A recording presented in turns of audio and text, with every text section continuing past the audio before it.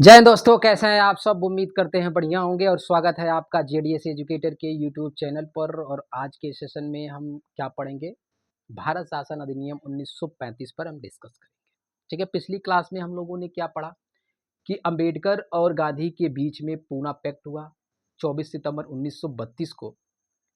और इस पैक्ट के बाद धीरे धीरे सरकार को ये लगने लगा कि हमें भारतीयों को क्या करना चाहिए, कुछ स्वायत्तता दे देनी चाहिए।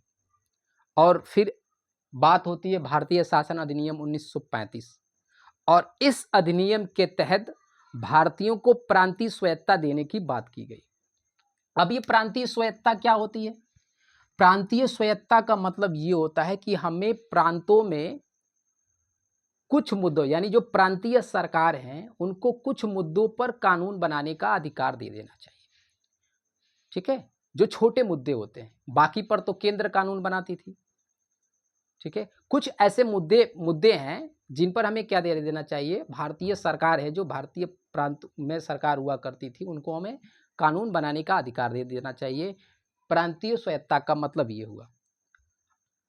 उसके बाद आप देखोगे कि कुछ पार्टियों का गठन होगा। जब प्रांतीय सरकारों का गठन होगा तो कुछ पार्टियां भी उभर कर आएंगी। अब इनसे सवाल बनते हैं आपके एग्जाम में। कैसे? तो आपसे प्रश्न पूछेगा कि कृषक प्रजा पार्टी की स्थापना किसने की? तो कृषक प्रजा पार्टी की स्थापना फजलुल हक ने की। यह पार्टी कहां पर बनाई गई थी? बंगाल में बनाई गई थी। ठीक है, उसके बाद से यूनियनिस्ट पार्टी कहां बनी? पंजाब में बनी। इसकी स्थापना किसने की? अफसर हुसैन ने की। Independent labour party, independent labour party का मतलब मध्य प्रांत और बंगाल में, और इसकी स्थापना किसने की? अंबेडकर जी ने की। तो इन जो पार्टियां हैं और इनके जो संस्थापक हैं, इनसे सवाल आपके एग्जाम में देखने को मिलते हैं। मैचिंग के क्वेश्चन आ सकता है या वन लाइनर भी क्वेश्चन पूछ सकता है। तो इस तरीके के सवाल पूछे गए। ठीक, उसके बाद से जो प्रांतीय चुनाव 1937 में हुआ, तो मैं आपसे पूछूं कि जो प्रांतीय चुनाव है वो कब हुआ? तो 1937 में प्रांतीय चुनाव हुआ। और उस समय भारत में कुल मिलाकर 11 प्रांत हुआ करते थे। कितने? 11 प्रांत। और उस 11 प्रांतों में से 5 प्रांतों में सरकार ने पूर्ण बहुमत प्राप्त की। वो प्रांत कौन कौन से थे? तो मद्रास, बिहार, उड़ीसा, मध्य प्रांत और उसके बाद संयुक्त प्रांत। इन प्रांतों में कांग्रेस ने पूर्ण बहुमत प्राप्त किया। और बंबई में बड़े बहुमत दल के, बंबई में एक बड़े दल के रूप में उभरी। बंबई में क्या हुई? एक बड़े दल के रूप में उभरी। ठीक है, एक बड़ी पार्टी बनकर बंबई में उभरी। उसके बाद में उत्तर पश्चिम सीमांत प्रदेश असम में कांग्रेस ने सरकार बना ली अपनी। तो 5 में बहुमत रहा। बंबई में एक बड़े दल के उभरे में, मतलब और भी जो पार्टियां थी उनके सहयोग से बंबई में भी एक बड़ी पार्टी बनकर उभरी। और बाद में फिर जो बातें हुई, चुनाव हुई, उनमें उत्तर पश्चिम सीमांत प्रदेश और असम में भी कांग्रेस ने सरकार बना ली। तो सरकार ने कुल मिलाकर कितने प्रांतों में सरकार बनाई? कुल मिलाकर 8 प्रांतों में सरकार बनाई। प्रांत का मतलब ये कि जिस समय अगर मैं आपसे इस समय पूछूं वर्तमान स्थिति भारत की, तो भारत में कुल मिलाकर 28 राज्य है। और इन राज्यों में क्या होते हैं? मुख्यमंत्री, चीफ मिनिस्टर होते हैं। तो इस समय जो प्रांतों में प्रधानमंत्री हुआ करते थे, वो समझ लीजिए कि क्या है? चीफ मिनिस्टर है, लेकिन उनको क्या कहा जाता था? प्रधानमंत्री कहा जाता था। तो बिहार में आपसे प्रश्न बन सकता है कि बिहार के पहले प्रधानमंत्री का नाम, बिहार के पहले प्रधानमंत्री का नाम। तो पहले प्रधानमंत्री का क्या नाम था? मोहम्मद यूनिस। क्या नाम था? मोहम्मद यूनिस। यहां मैं लिख देता हूं, बिहार के पहले प्रधानमंत्री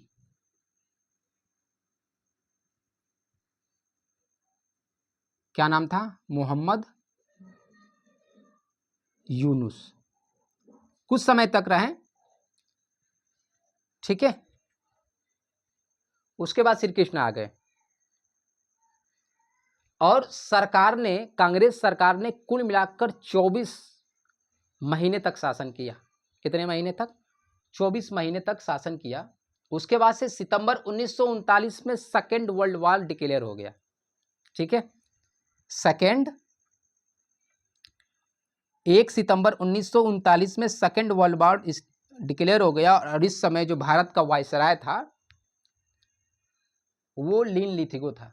वायसराय के बारे में बात कर दूं कि आपने पढ़ा होगा 1858 का एक एक्ट आया था, और उस एक्ट में जो गवर्नर जनरल था उसके पद को क्या कर दिया गया था, वायसराय कर दिया गया था, यानी गवर्नर जनरल को वायसराय कर दिया गया था। फिर 1935 का जो अधिनियम आया, उस अधिनियम में वायसराय का जो पद है उसको चेंज कर फिर गवर्नर जनरल कर दिया गया, भारत का गवर्नर जनरल बना दिया गया।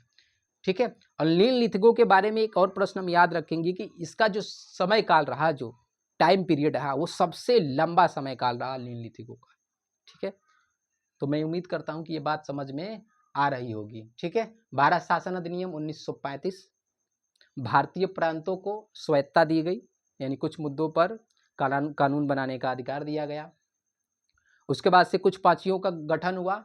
बंगाल में कृषक प्रजा पार्टी, इसकी स्थापना फजलुल हक ने की। यूनियनिस्ट पार्टी पंजाब में, इसकी स्थापना अफसर हुसैन ने की।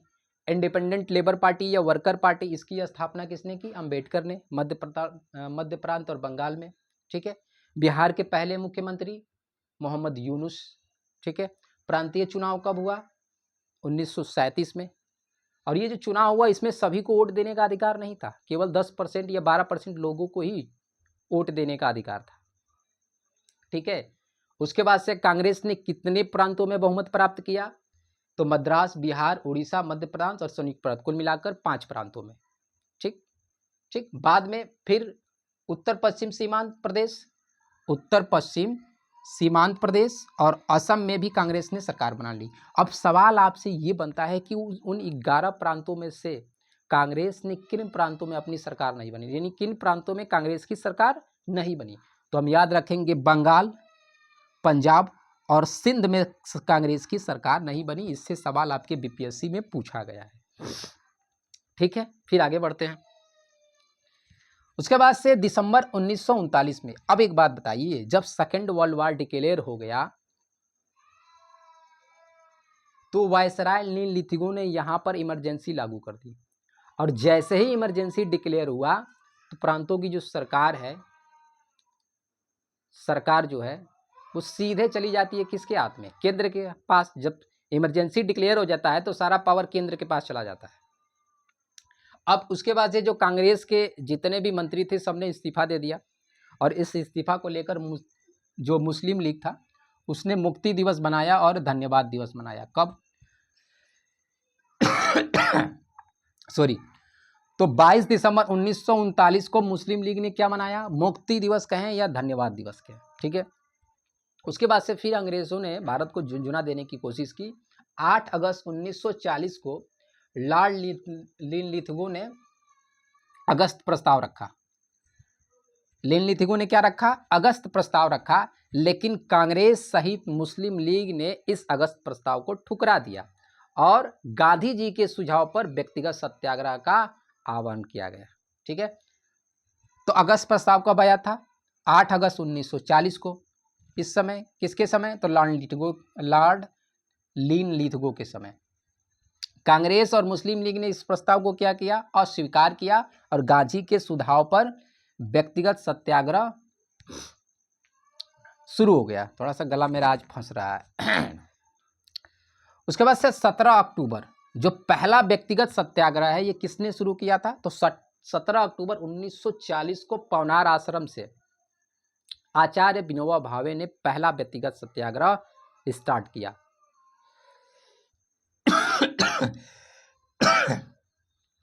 तो सवाल बनेगा आपसे इस तरीके से कि पहला व्यक्तिगत सत्याग्रह किसने शुरू किया, तो जवाब हमारा क्या होगा, आचार्य विनोबा भावे ने। ठीक है, 17 अक्टूबर 1940 को। ठीक है, उसके बाद से सेकंड व्यक्तिगत सत्याग्रह है उसको किसने शुरू किया, तो JL नेहरू यानी कि जवाहरलाल नेहरू ने इलाहाबाद में। और तीसरे कौन थे, थर्ड कौन थे, तीसरा भी हम लिख लेते हैं यहाँ पे, तीसरे उनका नाम था ब्रह्मदत्त। क्या नाम रखेंगे याद, ब्रह्मदत्त। ठीक है, इन्होंने तीसरा व्यक्तिगत सत्याग्रह, तीसरे नंबर के ये व्यक्ति हैं। व्यक्तिगत सत्याग्रह को दिल्ली चलो सत्याग्रह भी कहते हैं। हम याद रखेंगे कि व्यक्तिगत सत्याग्रह को ही दिल्ली चलो सत्याग्रह कहते हैं। ठीक है, ये बात हम समझें और आपको मैं उम्मीद दिलाता हूं कि इस स्लाइड से आपको क्वेश्चन जरूर देखने को मिलेगा। उसके बाद से त्रिपुरी क्राइसिस के बारे में आपने पढ़ा होगा, त्रिपुरी अधिवेशन। ठीक है, त्रिपुरी अधिवेशन किसके किसके बीच होता है? तो त्रिपुरी अधिवेशन सुभाष चंद्र बोस और महात्मा गांधी के, सुभाष चंद्र बोस, त्रिपुरी जब अधिवेशन हुआ तो इसके लिए सुभाष चंद्र बोस और पट्टाभी सीतारमैया के मध्य क्या हुआ? चुनाव हुआ। और इसमें जीत किसकी हासिल हुई? सुभाष चंद्र बोस की जीत हासिल हुई। सुभाष चंद्र बोस इसमें 1580 वोटों से जीत गए।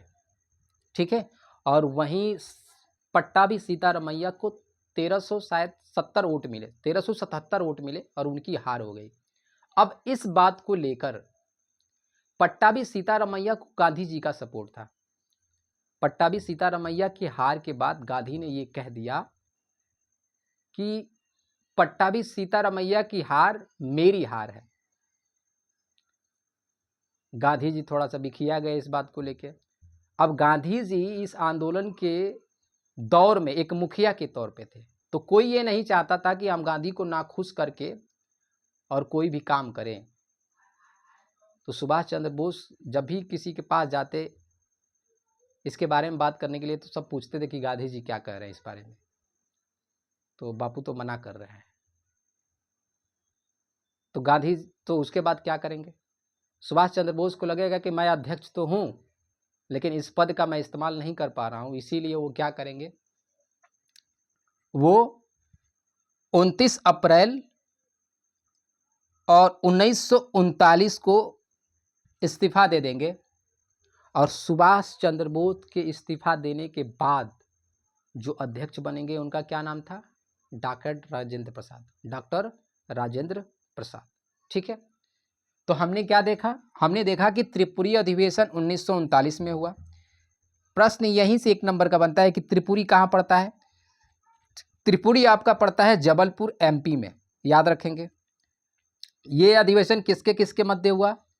तो सुभाष चंद्र बोस और पट्टाभी सीतारमैया, जिसमें पट्टाभी सीतारमैया की हार हुई, 1377 वोट पाए, और वहीं सुभाष चंद्र बोस 1580 वोट पाए और इनकी जीत हासिल हुई 1580। ठीक है, उसके बाद से 29 अप्रैल 1939 को सुभाष चंद्र बोस ने इस्तीफा दे दिया। इनके इस्तीफा के बाद डॉक्टर राजेंद्र प्रसाद इसके अध्यक्ष बने और कांग्रेस के अंदर ही सुभाष चंद्र बोस ने 3 मई 1939 को फॉरवर्ड ब्लॉक की स्थापना की। तो फॉरवर्ड ब्लॉक की स्थापना कब की गई? 3 मई 1939 को। त्रिपुरी अधिवेशन से पहले हरिपुरा अधिवेशन हुआ 1938 में, और उसमें भी सुभाष चंद्र बोस अध्यक्ष रहे। क्या रहे? सुभाष चंद्र बोस अध्यक्ष रहे। तो इस बात को हम याद रखेंगे और मैं उम्मीद करता हूं कि आपको इस स्लाइड से बहुत कुछ सीखने को मिला होगा। अगर आपको ये क्लास अच्छी लग रही हो दोस्तों, भाइयों बहनों, तो लाइक शेयर सब्सक्राइब जरूर करें। आज के लिए इतना ही, धन्यवाद।